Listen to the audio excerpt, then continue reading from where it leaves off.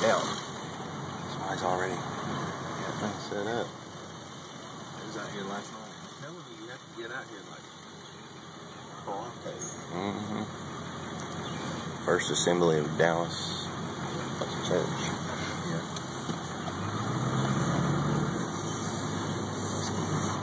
Check that out. I got it on video right here. That's amazing. Amazing. Look, got signs up in there. Chris Griffin.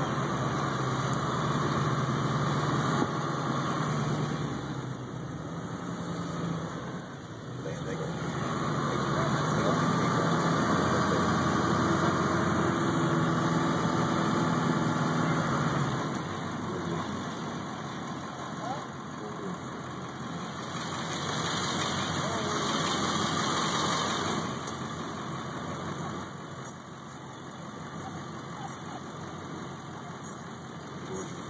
Probably need to turn around, huh?